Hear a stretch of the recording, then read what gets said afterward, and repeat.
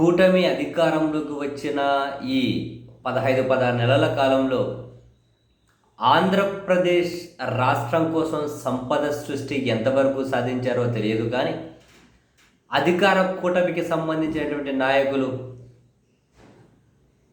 And ప్రభుత్వంలో ముఖ్యులు కూడా వాళ్ళ సొంత మనుషుల జేబులు నింపడం కోసం రకరకాల క్రియేటివిటీ సంపద సృష్టిలో అవలంబిస్తూ ఉన్నారు. మనం ఇప్పటికే చాలా మాట్లాడుకున్నాం. మేరడికి నిన్న కూడా చూసాం. చివరికి కిలో కోడి మాంసం మీద కూడా ఇంత ఎక్స్ట్రా పెట్టి మొత్తం నియోజకవర్గం అంతా ఇంతే ధరలు ఉండాలి అని చెప్పి ఆ పెంచిన కోడి మాంసం ధర మాకే రావాలి అని చెప్పి ఇది కూడా చూడండి క్రియేటివిటీ ఎట్లుంది. ఏదో చిన్న చిన్నగా కనిపించే డబ్బులు కానీ లక్షల కోట్ల రూపాయలు అది నెలకు. ఇలాంటి సంపద సృష్టి. అండ్ ఈరోజు సాక్షిలో ప్రధానమైన హెడ్డింగ్ చూసాం, అయిపోయిన పనులకు టెండర్లు అని. అయిపోయిన పనులకు టెండర్లు అట. వీళ్ళు రాసుకుంటూ వచ్చింది చదివితే సంపద సృష్టిలో ఇది కూడా సంపద సృష్టి అంటే రాష్ట్రం కోసం కాదు, సొంత మనుషులకు లాభం కలిగించడం కోసం. అటువంటి సంపద సృష్టిలో ఈ క్రియేటివిటీ కూడా బాగుంది. ఏంటంట, రతన్ టాటా ఇన్నోవేషన్ హబ్ అని మంగళగిరిలో ఏమో ఒక కార్యాలయం ఏర్పాటు చేశారట. కార్యాలయం అయిపోయిందట, పనులు అయిపోయాయట. దాన్ని టాటా గ్రూప్ చైర్మన్తో కలిసి ముఖ్యమంత్రి గారు దాన్ని ప్రారంభించేశారు. ఆ ఫోటోలు ఉన్నాయి. అది అంత అద్భుతంగా ఉంది అని చెప్పి వాళ్ళ ఛానల్స్లో మొత్తం చూపించేశారు. ఇదంతా అయిపోయింది.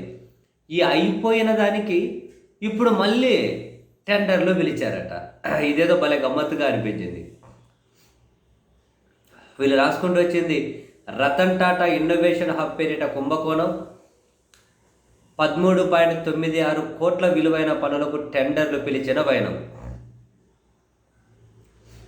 రతన్ టాటా ఇన్నోవేషన్ హబ్ పేరిట కూటమి సర్కార్ భారీ కుంభకోణానికి తెరదీసింది.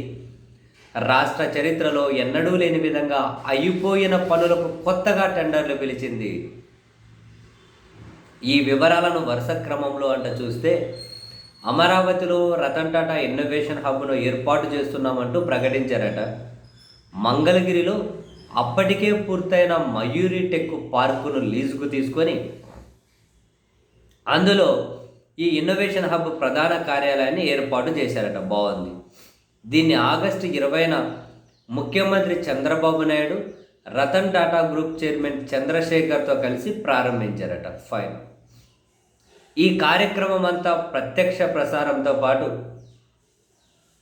ఆ కార్యాలయంలో అప్పటికే పూర్తయిన ఇంటీరియర్,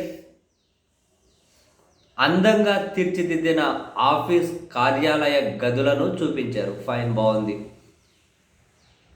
స్టార్టప్ స్టాల్స్, ఎంఎస్ఎంఈ స్టాల్స్ను, ప్రోటోటైప్ ఫ్యాబ్ ల్యాబ్ను, శిక్షణా తరగతి గదులను ప్రముఖులందరూ సందర్శించారు.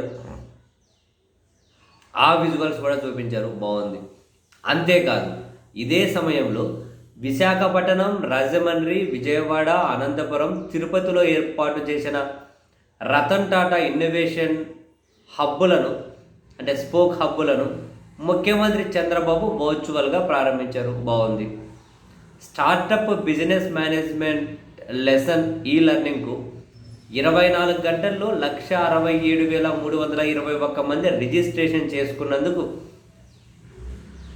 Guinness book of world record కూడా ఇన్నోవేషన్ హబ్ కైవసం చేసుకుందని రాష్ట్ర ప్రభుత్వం అధికారికంగా ప్రకటించింది. ఫైన్, బాగుంది. ఇదంతా చూస్తే ఇన్నోవేషన్ హబ్ పనులు పూర్తయి ప్రజలకు అందుబాటులోకి వచ్చినట్లు తేలిగ్గానే అర్థమవుతుంది కదా. అర్థమవుతుంది కదా. అయితే అన్ని పనులు పూర్తి చేసుకొని గిన్నిస్ బుక్ రికార్డులో ఎక్కిన ఈ హబ్బులో, ఇన్నోవేషన్ హబ్లో సివిలు, ఇంటీరియర్, ఎలక్ట్రికల్ పనులు చేయడానికి ప్రభుత్వం 13.96 కోట్లకు ఆగస్టు 13న టెండర్లను పిలిచిందట. ఆగస్టు 29న ఫైనల్ తేదీగా నిర్ణయించిందట. ఇదేంది మరి? అన్నీ అయిపోయినాయి, ప్రారంభించేశారు, అన్నీ బ్రహ్మాండంగా చూపించారు, అందంగా చూపించారు, ఇంటీరియర్ ఎవ్రీథింగ్ ఉందట. ఇప్పుడు అయిపోయిన దానికి మళ్ళీ టెండర్లు. మరి దీనికి ప్రభుత్వం ఏం చెబుతుందో తెలియదు. ఎటువంటి టెండర్లు లేకుండానే అప్పటికే పూర్తయిపోయిన పనులకు అదనంగా ధరలను పెంచేసి ప్రభుత్వం తాజాగా టెండర్లు పిలవడంపై అధికారులు విస్మయం వ్యక్తం చేస్తున్నారట. అధికారులు విస్మయం వ్యక్తం చేస్తారు, చంద్రబాబు సార్ సీరియస్ అవుతారు, హైకోర్టులో ఆగ్రహం వ్యక్తం చేస్తాయి, ఫైనల్గా ఏమయ్యేది ఉండదు. ఇట్లా అట్లా అట్లా వ్యక్తమవుతూ ఉంటాయి అంతే. నిబంధనలకు విరుద్ధంగా ప్రభుత్వానికి కావలసిన వారికి మళ్ళీ అధిక ధరకు టెండర్లు కట్టబెడుతూ ప్రజాధనాన్ని దుర్వినియోగం చేస్తుంది అని అధికారులు ఆవేదన వ్యక్తం చేస్తున్నారట. అదే అన్నాను కదా, అధికారులు ఆవేదన విస్మయం వ్యక్తం చేయండి, చంద్రబాబు సార్ సీరియస్ వ్యక్తం చేస్తారు, హైకోర్టు ఆగ్రహం వ్యక్తం చేస్తుంది, అన్నీ ఎంతవరకే. తర్వాత దేని మీద కనుక ఈ అన్నిటికీ ఫలితమే కనిపించదు.